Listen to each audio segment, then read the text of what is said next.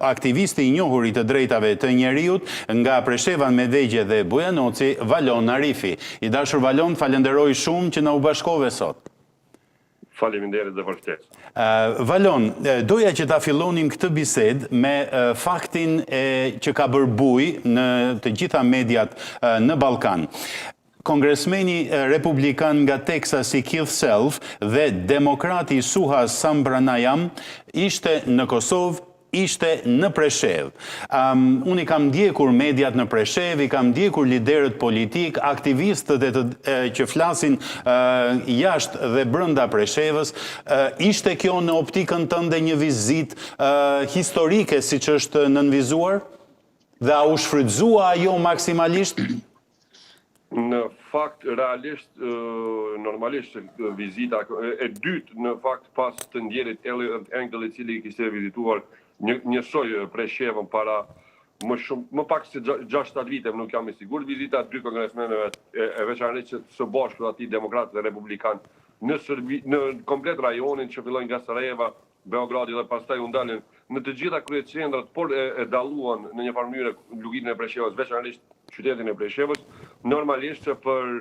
shqiptarët ose për të drejtat e komunitetit shqiptar në Serbi ka qenë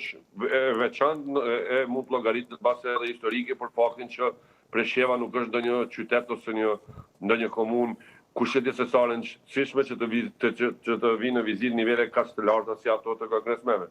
Ndërsa sa i përket se sa kanë shfrytzuar liderët politik lokal, unë sinqerisht jam pak me tone kritike ndaj tyre për vetë faktin që nuk i takoj që gjithë liderët lokal politik të luginës Preshevës, veçanërisht kjo mbasi edhe për faktin e mos arritjes së një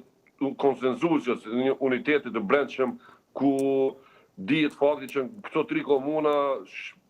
të cilët po ngelen me sa më pak shqiptar, ende vazhdojnë të mbizotrojnë 10 parti politike shqiptare, të cilat mbase gjatë gjithë këtyre 2 dekadave nuk është se kanë gjetur një konsensus së paku për të drejta shqiptarëve në luginë Preshevës ose diskriminimin që i vjen drejt për drejt nga qendra, në këtë rast nga Beogradi zyrtar. Andaj unë mendoj që vizita është pretenduar të kalojë si e njashme nga njëra palë, derisa nuk janë përfshirë të gjitha palët, po flas për spektrin politik, gjithçka mendoj që edhe për vetë faktin që ka pas kritika në mes aktorëve politikë atje në një mënyrë e zbejnë edhe vetë rëndësinë e vizitës së këtyre kongresmenëve, pavarësisht që unë mendoj se ata kanë qenë edhe para se të vinin në luginë Preshevës, kanë qenë të njohur me të gjitha diskriminimet që vijnë nga qendra në Serbi, respektivisht Beogradi, e veçanërisht për atë që kohët e fundit është bërë edhe më dramatike çështja pasivizimit të adresave të qytetarëve shqiptarë në Serbi. Por megjithatë, për te historisë, për te le të themi lavdisë së vizitës së tyre, unë mendoj që në një farë mënyrë spektri politik këtu prapë si herave tjera ka dështuar për dalë unik karshi kërkesave të cilat historikisht, po e them, shqiptarët në luginë të Preshevës i kanë kundrejt faktore ndërkombëtare, veçanërisht normalisht kundrejt Shteteve Bashkuara të Amerikës. Po, të falenderoj për këtë ndërhyrje. Valon, do kthehem tek ty vetëm pas pak çastesh. Ndërkohë,